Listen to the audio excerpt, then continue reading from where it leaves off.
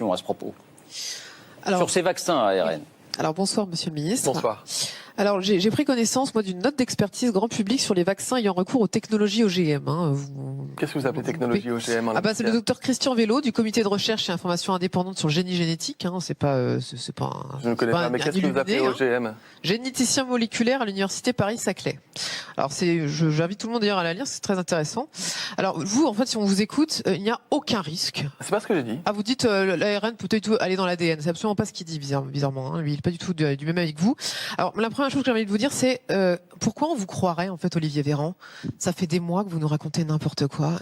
Attendez. Des mois. Non, mais non. On a dit avec de la courtoisie. Oui, mais bon, les Français ont besoin de vérité aujourd'hui. Oui, ils ont besoin de vérité, mais on peut se parler tranquillement. Oui, mais à un moment donné, un mensonge est un mensonge, David Pujadas. Et sinon, je vous inviterai à justifier votre phrase, vous racontez n'importe quoi, et on n'en finirait plus. Donc, restons simplement sur notre sujet. Parce que moi, je pense que ce débat, il devrait même pas avoir lieu. Alors, pourquoi vous croire? C'est ça la question. Oui, pourquoi vous croire, étant donné que vous avez changé d'avis en permanence, vous nous avez bloqué l'accès aux choses qui soignaient, tout en autorisant les choses qui allaient nous tuer. Qu'est-ce que vous appelez les choses qui soignaient? Le protocole hydroxychloroquine, azithromycine, qui allait montrer ses preuves. Vous avez arrêté les essais en cours, parce que vous saviez très bien que ça marchait.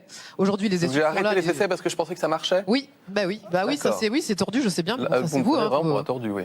Alors, je ne sais pas si on va relancer le débat sur l'hydroxychloroquine. Pardon, on est sur les vaccins. Je voulais juste dire qu'en fait, si on a ce débat aujourd'hui sur le vaccin, c'est parce qu'on nous a bloqué l'accès à ce qui pouvait nous soigner, nous traiter, nous guérir. Moi, je retiens votre question. Voilà. Pourquoi est-ce qu'on vous croirait? Et j'ajouterais, il y a 2 à 3 mois de recul. Finalement, si on regarde bien, il y a 2 à 3 mois de recul sur ces vaccins ARN. Vous êtes d'accord que beaucoup de gens disent que on dit que c'est un vaccin, mais c'est un abus de langage, que c'est un produit de thérapie génique. Vous êtes d'accord avec ça? Réponse d'Olivier Véran. Ah, vous n'êtes pas d'accord avec ça? Réponse d'Olivier Véran. Hélas, on ne va pas être d'accord ce soir, mais ça peut arriver. Mais je vais vous respecter. Alors il y a d'autres médecins qui ne pensent pas comme vous, en fait. Dans la réponse que je vais vous faire, je ne vais pas vous traiter indirectement d'assassin ou de personnes qui manipulent les chiffres.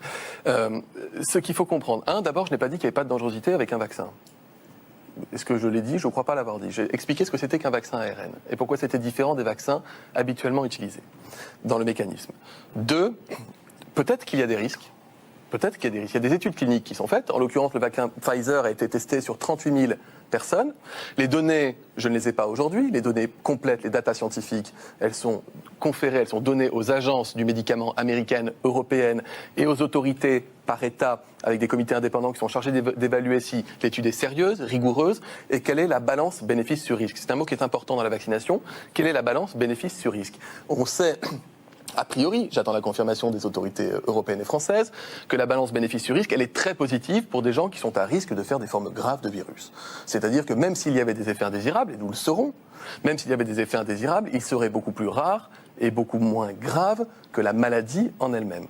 Maintenant, David Pujadas, vous soulignez un point important, c'est la notion de recul. Il y a un recul de 2 mois dans l'étude clinique qui a été faite, 2 mois sur un très grand nombre de personnes. Ça nous permet quand même de savoir, parce que le virus, on sait qu'il peut tuer. Et on sait qu'il touche beaucoup de gens, on sait qu'il paralyse les pays, qu'il paralyse la planète. Il faudra peut-être discuter avec les autres ministres de la Santé des autres pays qui sont comme moi et qui considèrent comme moi à la fois la vaccination et les traitements qui sont efficaces et ceux qui ne le sont pas. Mais peut-être qu'on a un complot mondial qui m'aurait. Peut-être qu'on a un complot mondial qui m'aurait.